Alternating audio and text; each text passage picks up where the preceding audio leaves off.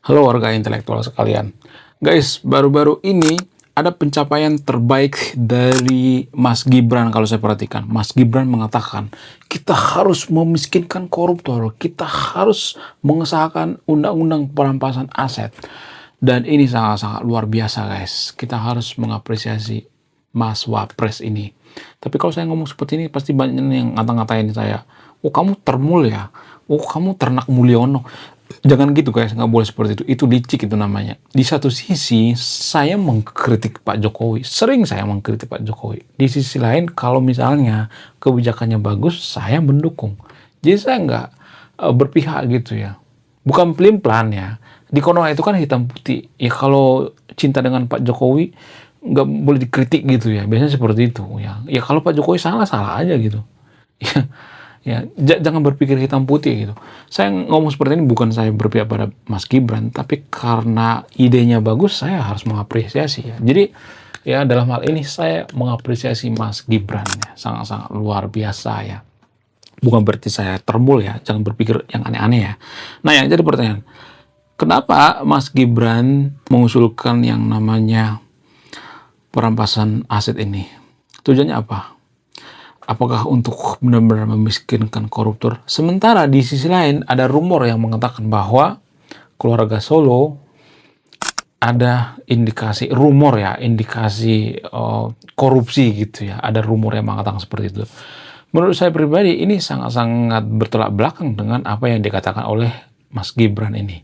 Kalau keluarga Solo itu korupsi ya, keluarga Pak Jokowi korupsi, maka Gibran nggak mungkin mengusulkan yang namanya undang-undang perampasan aset. Ya kan? Itu nggak masuk akal ya. Itu kan seperti senjata makan tuan ya. Jadi bukan berarti saya termul ya. Jangan berpikir bahwa saya itu termul ya. Jangan berpikir licik ya guys ya. Ya kalau benar, ya benar. Kalau salah, salah gitu. Nah yang jadi pertanyaan. Kalau misalnya undang-undang perampasan aset ini disahkan, apakah ini sebenarnya hal baik atau hal buruk? Sementara di sisi lain ada yang mengatakan bahwa ya ada para pakar atau kaum intelektual mengatakan kalau kita menerapkan undang-undang perampasan aset mau miskinkan koruptor, yang kaya itu polisi. Ya sebenarnya ini kan bisa diterima dengan akal sehat juga ya. Kenapa polisi yang kaya? Kalau misalnya nih ada seorang koruptor nih ya, misalnya nih koruptor itu korupsi misalnya 1 triliun misalnya. Lalu polisi mau menetapkan tersangka misalnya, tersangka korupsi misalnya, atau KPK misalnya, atau Jaksa Agung misalnya. Ya bisa aja dikasih 500 miliar ya kan, bagi dua ya kan. Ya nggak sih? Daripada dimiskinkan ya kita bagi dua gitu. Jadi yang kaya itu polisi kan jadinya. Jadi ada yang mengatakan seperti itu guys. Ya, kemudian ada juga yang mengatakan bahwa kita harus mereformasi polisi dulu. Ya, supaya apa? Supaya penegakan hukum jalan. Karena tiang penegakan hukum itu adalah polisi. Ya, kalau kita menegakkan hukum itu, kalau tiangnya lemah, ya akan patah juga gitu. Sama halnya dengan kasus perampasan aset ini. Jadi ada semacam konflik gitu, ada semacam paradoks. Di satu sisi kita ngebet bikin undang-undang perampasan aset, di sisi lain ya ada masalah gitu ya. Kalau ini diterapkan, yang kaya itu polisi, yang kaya itu KPK, yang kaya itu Jaksa Agung. Karena apa? Karena ya koruptor pasti bagi dua gitu ya. Atau dikasih 60% deh daripada ditangkap ya kan. Jadi ini menimbulkan masalah baru lagi gitu. Nah yang jadi pertanyaan, menurut kalian mana yang lebih bagus ya? Ditetapkan undang-undang perampasan aset atau tidak? Bagaimana fakta yang sebenarnya?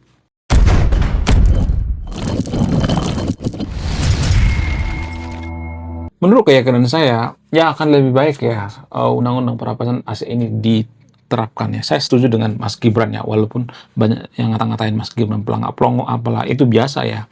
Nggak boleh ini guys ya, nggak boleh anti kritik ya, biasa, itu nggak jadi masalah. Asal jangan menghina atau masalah personal ya. Kalau masalah publik nggak jadi masalah ya.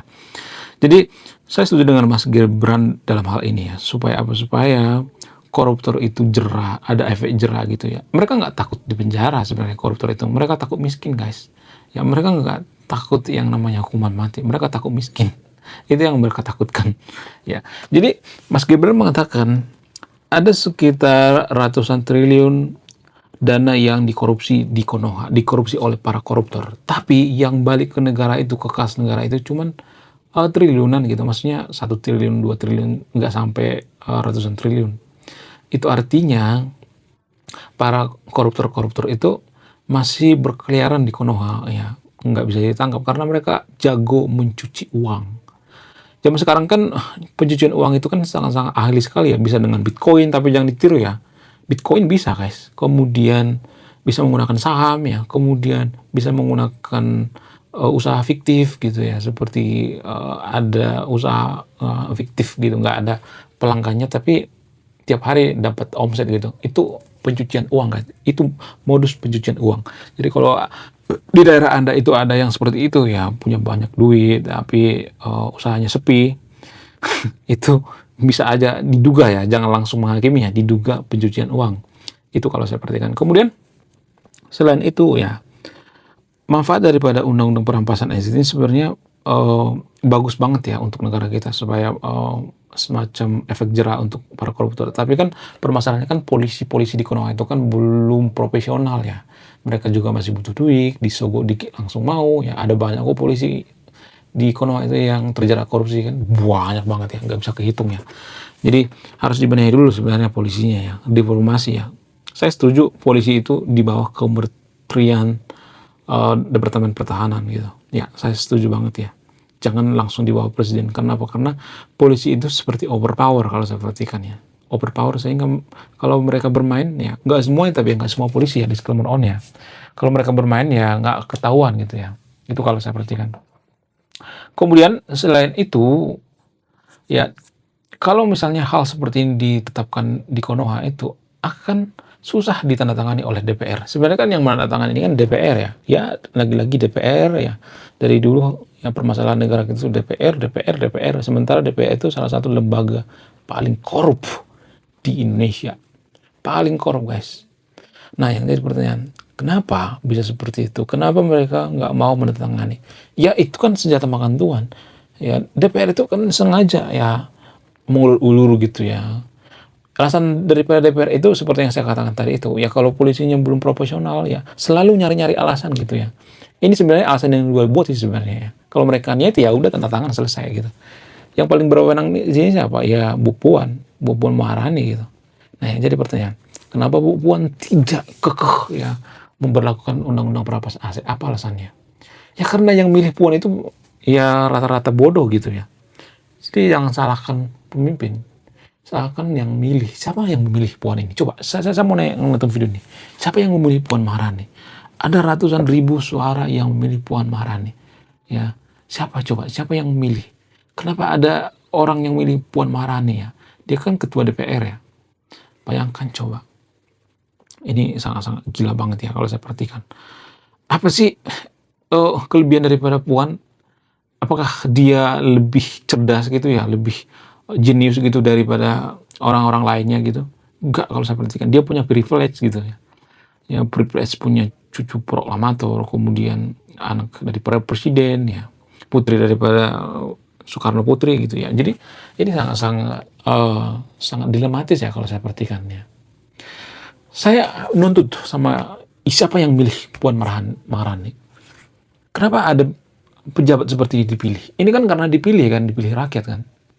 Kalau rakyat nggak memilih nggak bakal menang tuh ya Puan Maharani. Ya, di situ permasalahannya. Kenapa Puan Maharani dipilih? Kenapa masyarakat itu nggak memilih pemimpin yang lebih cerdas gitu? Saya yakin yang lebih cerdas dari Puan Maharani itu banyak ya. Ya, SDM di Konoha. Jadi kalau saya perhatikan SDM di Konoha itu ya orang-orang baik, orang-orang intelektual itu biasanya mereka diem ya. Jarang-jarang kaum intelektual yang speak up, terutama di media sosial. Kenapa? Karena kalau beda pendapat itu dianggap bermusuhan gitu ya, dianggap tidak sopan gitu ya. Ya saya sendiri ngalami guys ya. Saya tidak mengatakan bahwa saya itu cerdas ya. Saya tidak mengatakan saya itu kaum intelektual. Ya, saya itu mewakili gitu ya, bukan kaum intelektualnya. Saya tidak mengatakan saya pintar ya. Kaum intelektual itu Anda yang nonton video ini ya. Anda lah yang nonton video ini yang kaum intelektual, bukan saya ya. Jadi saya di sini mengumpulkan kaum intelektual. Bukan saya kaum intelektual. Saya di sini sebagai juri lah gitu, wasit gitu ya. Mengumpulkan ya orang-orang, bukan wasit ya, maksudnya semacam agen lah ya, agen mengumpulkan ya, agen perubahan gitu ya, mengumpulkan para kaum intelektual. Jadi kaum intelektual yang di Konoha itu nggak mau speak up karena apa? Karena mereka kalau speak up berbeda pendapat itu dianggap bermusuhan gitu ya, dianggap nyari masalah ya. Karena apa? Karena culture kita, budaya kita itu kan masih budaya feodal. Ya kalau umurnya lebih tua gitu ya, walaupun pendapatnya yang nggak bagus, kalau kita bantah, walaupun bantahnya baik-baik, maka biasanya kita akan disesatkan, oh kamu salah, kamu segala macam ya, kamu masuk neraka ya, dikit-dikit masuk neraka ya. Jadi warga Konoha itu sangat susah berpikir kritis karena apa? Karena mereka itu takut gitu ya, karena dari kecil sudah dikatakan orang yang berpikir kritis itu kelainan ya, nggak bisa berpikir kritis ya, orang yang berpikir kritis itu sesat dan sebagainya. Itu kalau saya perhatikan. Menurut kalian gimana? Coba tulis di kolom komentar ya. Saya tidak berpihak ya, saya netral di video ini. Apakah undang-undang perampasan aset ini akan disahkan atau tidak? Menurut keyakinan saya, no. Kenapa? Karena ini senjata makan Tuhan, guys. Kenapa bisa seperti apa? Ya karena lembaga paling korup di Konoha itu ya DPR. Gimana coba? Ya, ya. Tapi kalau misalnya nih saya calon DPR pasti akan dikatakan, oh kamu gila jabatan, oh kamu juga pengen ya. Sebenarnya ya gini guys ya. Untuk memperbaiki DPR itu sebenarnya gampang banget sebenarnya. Asal kaum intelektual mau speak up, itu doang sih sebenarnya. Cuman kita kan nggak mau speak up, diam aja gitu ya. Ada masalah diam aja, kemudian banyak yang pergi ke luar negeri. Jadi SDM terbaik di Konoha itu kalau seperti kan malah pergi ke luar negeri ya, yang kosong-kosong ya, yang kosong melopong tinggal di Konoha, yang tong kosong nyaring bunyinya tinggal di Konoha. Yang berisi itu nggak mau jadi DPR gitu. Kenapa? Kenapa SDM nggak mau jadi DPR? Apa alasannya? SDM terbaik maksudnya. Apa alasannya? Karena modalnya gede. Untuk jadi calon DPR itu minimal 50 juta guys. Nggak kemana 50 juta. Untuk apa itu? Untuk serang fajar. Harus ada serang fajar dong ya. Minimal 200.000 atau 300.000 per kepala. Kemudian untuk penjaga TPS ya. Kemudian jaga saksi-saksi ya. Kemudian tim ses ya, kan ada tim suksesnya. Kemudian seterang ke partai ya, partai juga ngerecoki ya. Dari mana partai dapat duit? Ya dari morotin kadernya.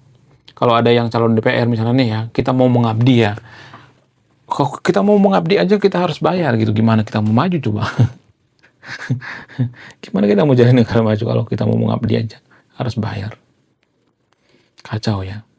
Jadi korupsi itu di Konoha itu kalau saya perhatikan itu sudah mendarah daging ya, sudah sampai ke tulang-tulang, sampai ke DNA.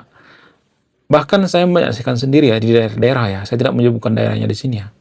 Ada calon DPR tuh ya, pas pemilu, ngasih guys duitnya, 300.000 per kepala, ngasih. ya, ya, per kepala itu guys.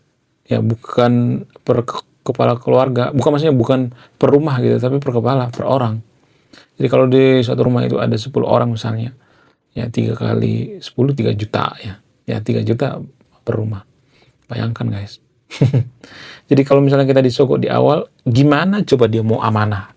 Emang dia mau amanah gitu kalau misalnya dia sudah korupsi? Kacau ya. Cara berpikir seperti ini sangat kacau ya kalau kita mengharapkan pemimpin itu amanah. Menurut kalian gimana? Coba tulis kolom komentar ya. Pusing saya guys ya, pusing bikin negara ini. Kenapa? Karena korupsi sudah mendarah daging. Mau masuk partai juga langsung diporotin ya. Kalau misalnya ada kaum intelektual mau masuk partai juga harus diporotin ya. Ya harus benar-benar terkenal gitu ya. Makanya saya bikin channel ini. Suatu saat saya mencalonkan ya, bukan berarti saya memanfaatkan ya. Suatu saat saya mencalonkan ya sudah dikenali gitu ya. Ya moga-moga dikenali lah gitu. Ya guys. Ya satu saat saya mencalonkan ya bisa langsung dikenali gitu. Ya menurut kalian gimana? Apakah ya kita itu harus terjun di DPR untuk memperbaiki DPR itu sendiri? Menurut saya pribadi nggak ada cara lain ya, karena yang bikin undang-undang itu kan DPR. Ya harusnya ya undang-undang pemilu itu diperbaiki, yang bisa memperbaiki itu ya DPR. Nggak ada lagi alasan. Yang memperbaiki diri sendiri itu ya DPR. Ya harus DPR lah yang melakukan perubahan gitu, bukan kita-kita ya. Kita-kita sebagai orang awam gitu. Kita sebagai kaum intelektual juga kesusahan masuk partai ya. Harus ada maharnya sekian miliar gitu. Kacau banget. Oke, sekian videonya. Terima kasih. Saya kaum intelektual, salam rasional.